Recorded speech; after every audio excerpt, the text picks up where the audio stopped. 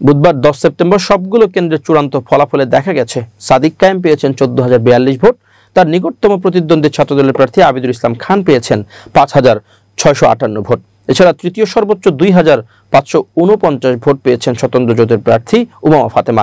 স্বতন্ত্র প্রার্থী শামীম হোসেন পেয়েছেন 2,385 ভোট। বৈষম্য বিরোধী শিক্ষার্থী সংসদ প্যানেলের প্রার্থী আব্দুল কাদের 668 এবং প্রতিরোধ পর্ষদের প্রার্থী শেখ তাসনিম আফরোজ ইমি পেয়েছেন মাত্র 11 ভোট। এর মধ্যে নির্বাচনের ফলাফল প্রত্যাখ্যান করেছেন আবিদুল এবং উমামা ফাতেমা। আব্দুল কাদেরও নির্বাচনের ব্যাপক সমালোচনা করে কারচুপির অভিযোগ এনেছেন। বিজয়ী সাদিক কায়েম ঢাকা বিশ্ববিদ্যালয় ছাত্র শিবিরের সাবেক সভাপতি এবং বর্তমান কেন্দ্রীয় কমিটির প্রচার ও প্রকাশনা সম্পাদক। নির্বাচনে ভোট গ্রহণ চলাকালে তিনিও ছাত্রদলের বিরুদ্ধে অনিয়মের অভিযোগ তুলেছিলেন। এছাড়া ছাত্রদলকে অনৈতিক সুবিধা দেওয়ার অভিযোগ তুলেছিলেন প্রশাসনের বিরুদ্ধে। এর আগে মঙ্গলবার দিবাগত রাত 2টার দিকে ফলাফল ঘোষণা শুরু হয়। শুধু জগন্নাথ হল ব্যতীত সবগুলো হলেই বড় ব্যবধানে জয় পান সাদিক কায়েম। জগন্নাথ হলে তিনি পান মাত্র 10টি ভোট।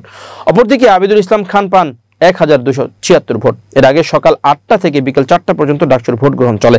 এবার বিশ্ববিদ্যালয় ক্যাম্পাসের 8টি কেন্দ্রের 810টি বুথে ডাকসু এবং হল সংসদে শিক্ষার্থীদের ভোট গ্রহণ চলে।